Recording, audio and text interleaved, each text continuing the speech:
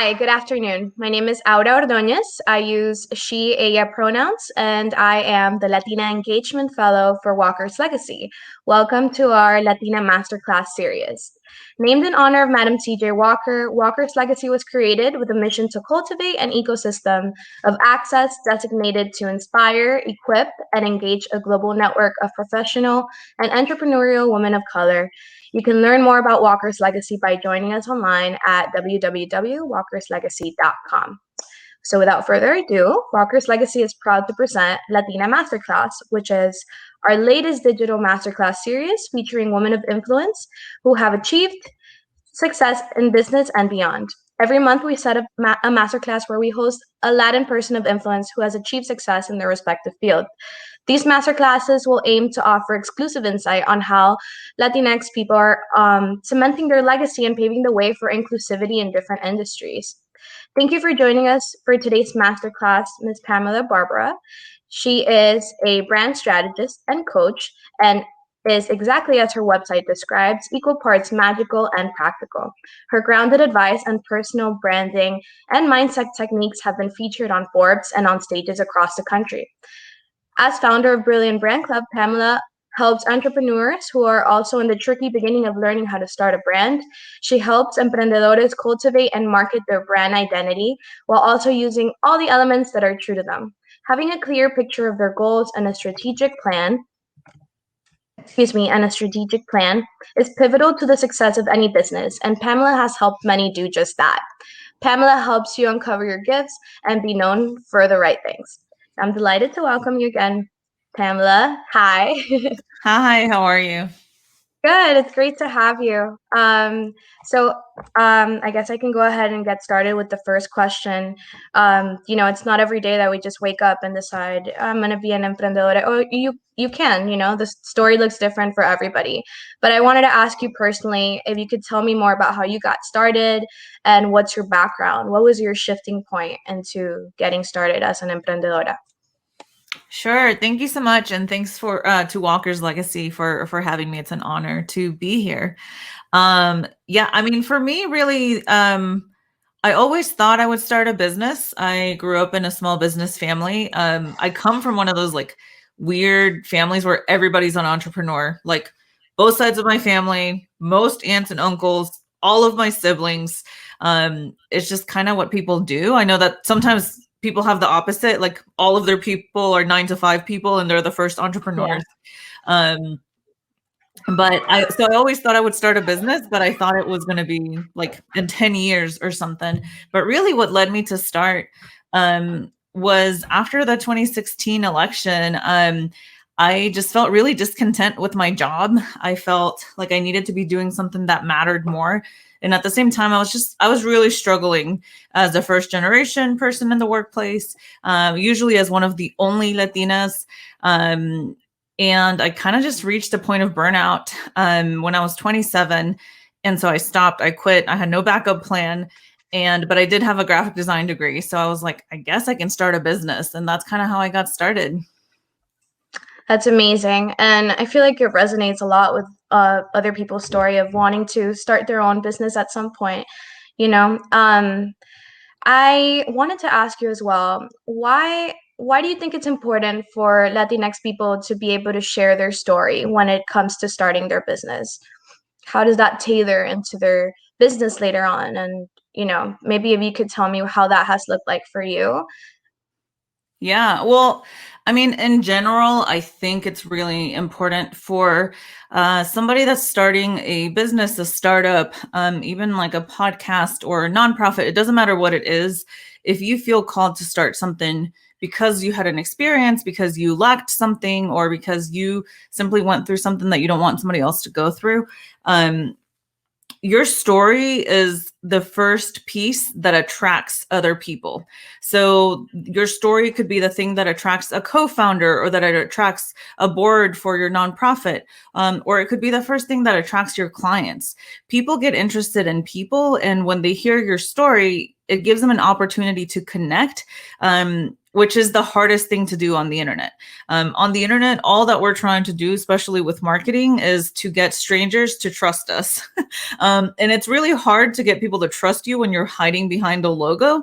And that happens a lot because people have this idea that they have to appear professional. And a lot of the times, appearing professional means changing the way that you talk, changing the way that you show up, only showing up professionally.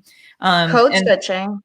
absolutely, and code switching, Yeah. not talking like yourself, maybe not like maybe there are parts of like your story or your identity that I don't know, like my parents don't love that I talk about being an immigrant or about how I was previously undocumented.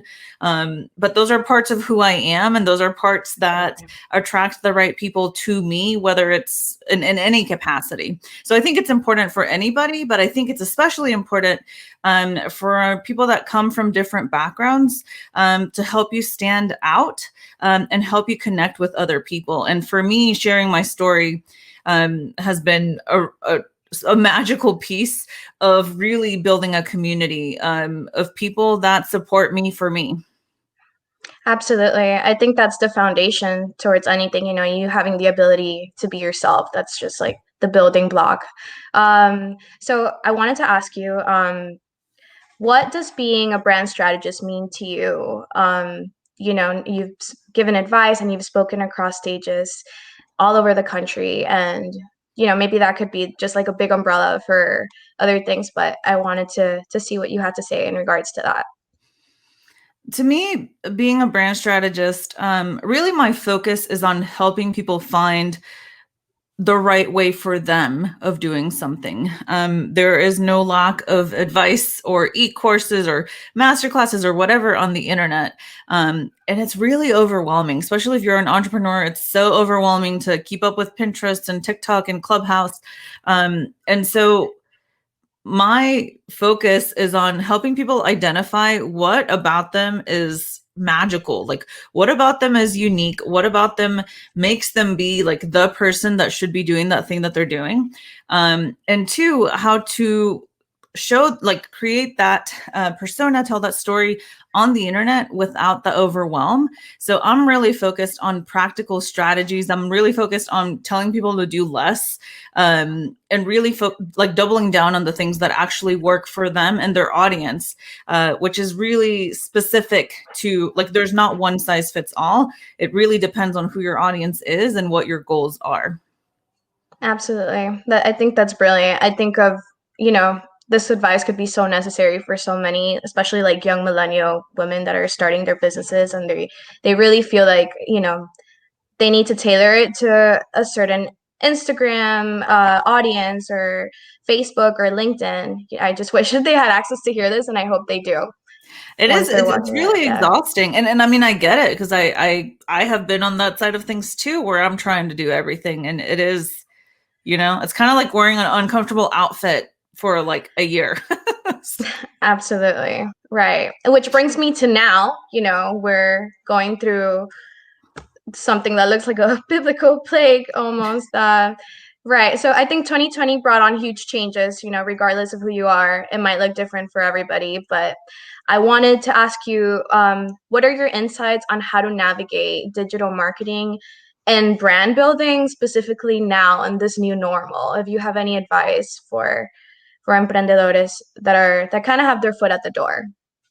Yeah, my advice is that it's all about relationships. It's all about being able to truly create connections with people, um, however that looks for you and however that looks for your industry.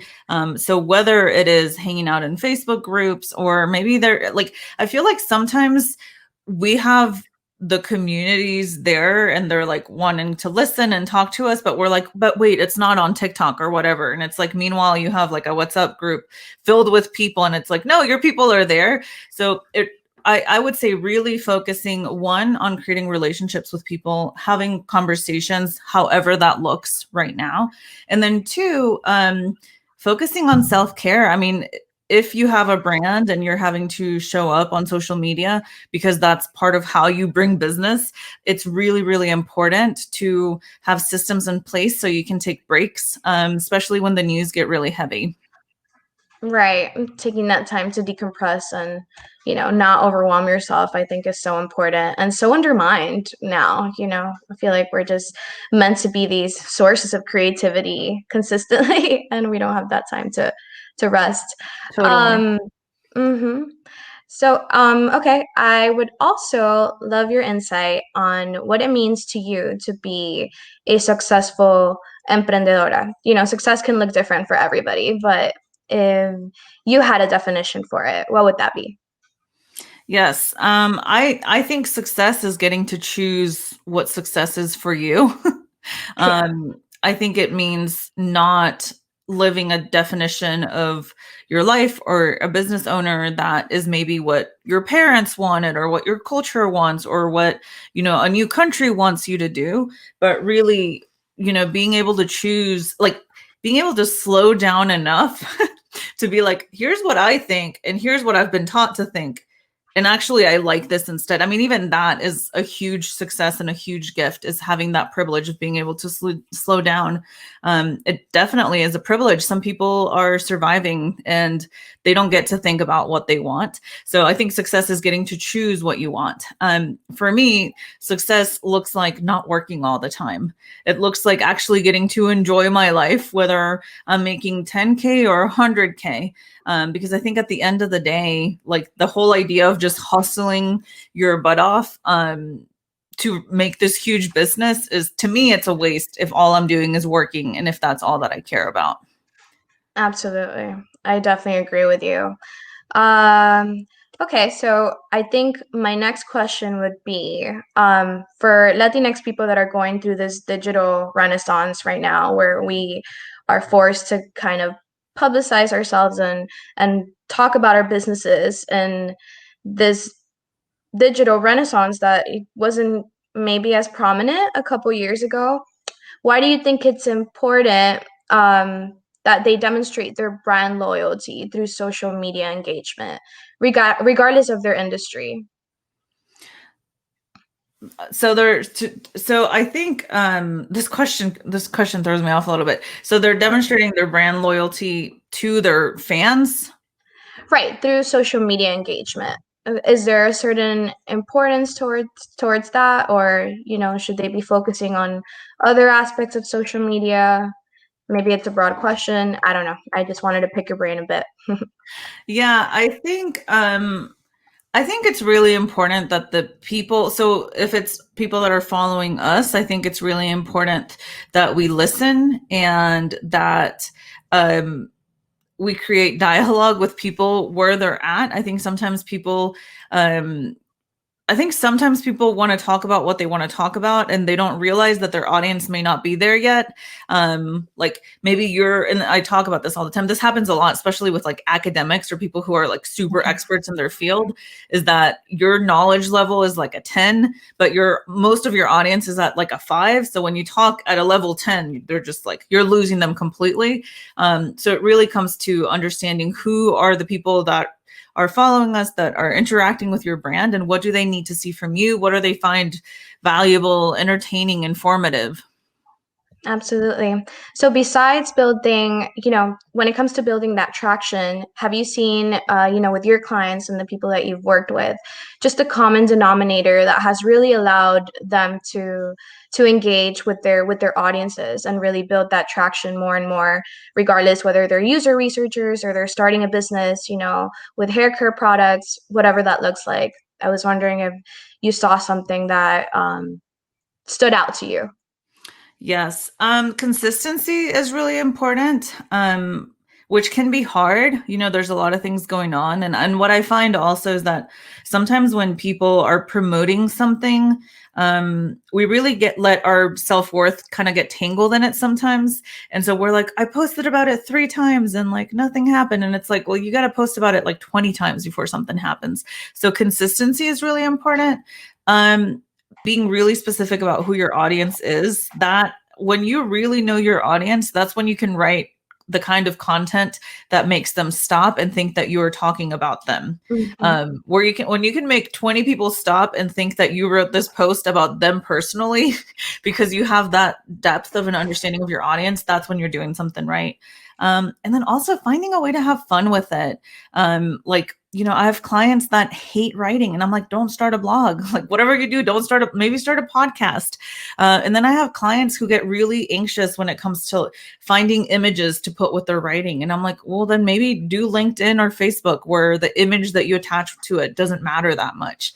Right. So I think it really comes to people finding in what ways do they feel creative, and how can they use that method for creating content, being consistent, and then making sure that you have the right strategy in place too, right? Like, for example, Instagram is not it's not a platform where it's easy to grow. So if you're devoting all your time and all your energy to Instagram, and you're not doing any visibility, PR, influencer marketing, posting in places like Pinterest, YouTube, places where there's SEO, you might not see any growth. You might be always talking to Mhm. the same 200 followers. Um, and so it's really important that you understand, like, what platforms give me visibility, what platforms help me convert people, what platforms help me nurture people, and that you simplify that so that it's doable. I completely agree with you, which I guess was going to bring me to my next question too. Do you feel like it's definitely important? Let me see if I could word this right. Do you feel like you have to tailor what medium you use for your business, or do you feel like generically, due to the conditions we're in, perhaps like Instagram could work really well for everybody, or LinkedIn, regardless if you're a user research or you're starting another business? Do you feel like there is a social media outlet that works best right now, or No, I think okay. what I've discovered with my clients is that there's generally two kinds of people. One type of person is more sales driven, meaning they're more comfortable with the one-on-one conversations. They're more comfortable reaching like out to person by person. So whether Mhm. that's like starting conversations inside Facebook groups or LinkedIn, and then going to a phone call from that point.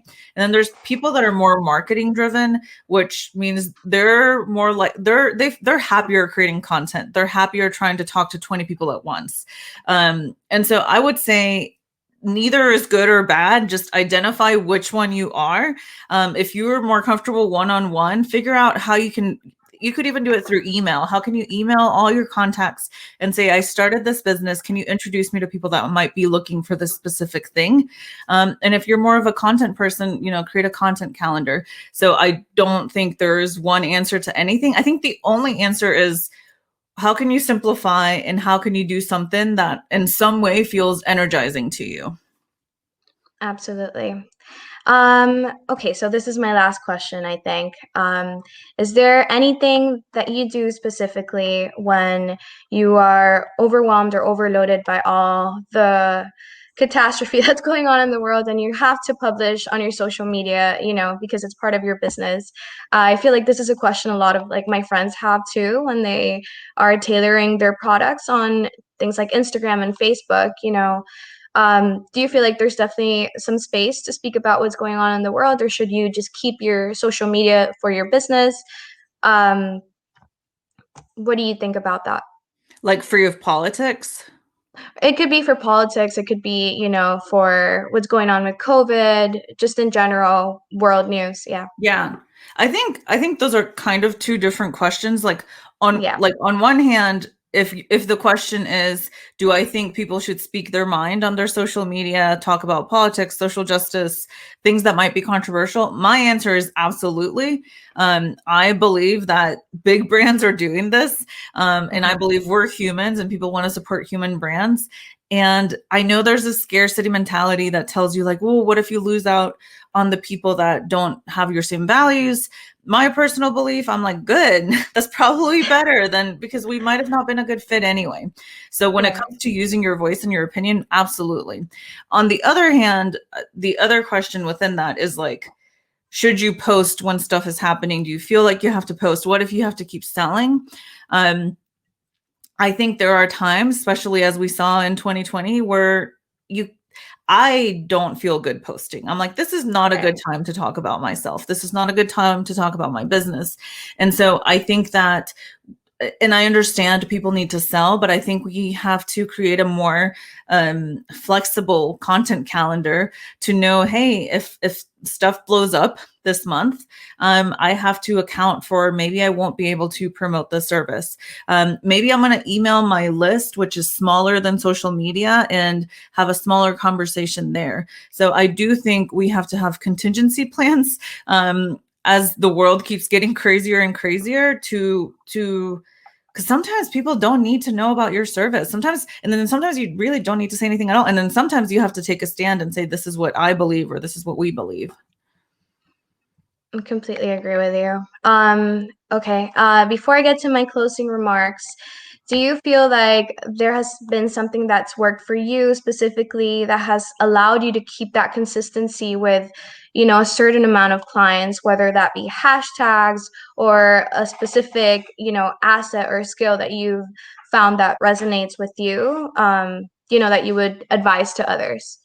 Yeah, I mean, for me, something that has worked a lot is being in different entrepreneurial communities, because I do work with a lot of entrepreneurs. I find that most of my clients from 2020 are people who I was in a network or a community with before.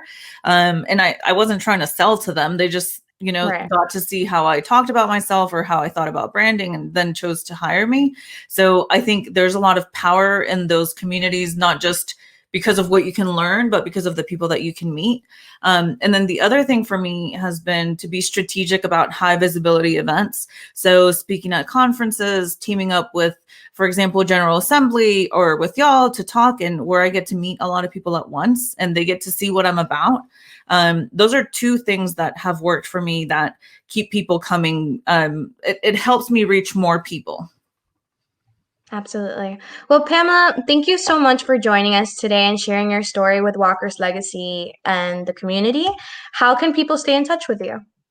Yes, my hashtag username is Miss Pamela Barba, so you can find me on Clubhouse. Instagram is mostly the two platforms where I'm at. That's also my website. And yeah, definitely DM me, reach out if you have any questions. I love to meet new people. Absolutely. I'm sure Walker's Legacy will be glad as well to do future collaborations with you, hopefully, and definitely keeping in touch. So, Walker's Legacy Programming looks to bring you insightful, meaningful opportunities for conversation and community. And we hope that you found today's talk a special hangout opportunity.